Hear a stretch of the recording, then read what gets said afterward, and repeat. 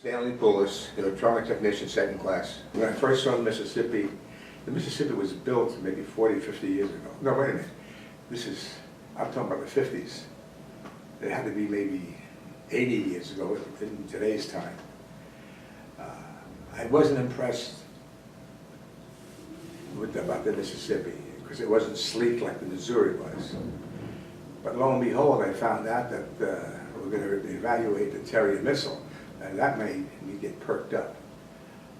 We had some very unusual experiences. Mind you, this was at the developmental stages of the missile.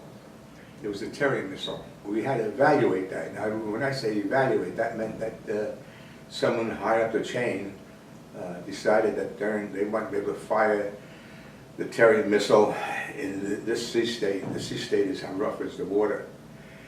And whether it was cloudy, not cloudy, and we had all this had to be documented. And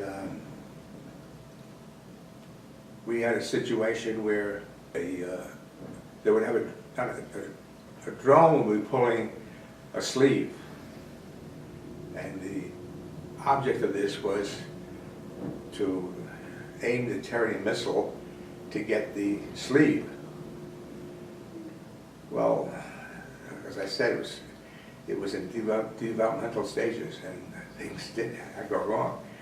In one instant, what would happen is the sleeve would be over, you say, like flying like this here. We would aim it up here. We would aim it to be obliquely going into the radar beam, and once the radar beam got into it, the controls would take over and straighten it out, and it would go where we wanted it to go. Well, this one particular time, something happened, God knows what, and the beam slipped off the sleeve and got onto the rope that was pulling the sleeve, and that was going right to the plane. And they had a code. If something would go wrong, they would issue this code.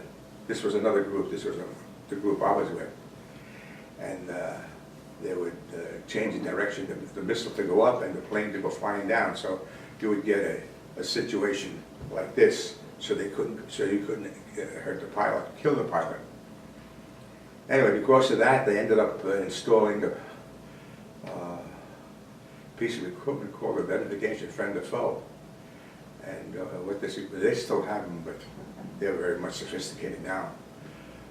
It would identify the airplane, whether it was friendly or not. And if it wasn't, well, you had to go after it. We had planes working with us. So it was a coordinated effort. It was interesting. It became a lot of fun. It was in the Atlantic. However, there was designated areas, and fish boats would be notified you keep out of these areas. The interesting thing is the fishermen,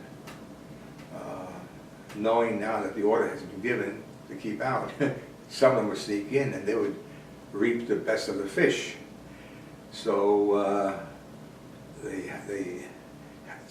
from another group of the Navy, they had to deal with that situation because the guys would take their ships in there. It was interesting. That part was almost like a game.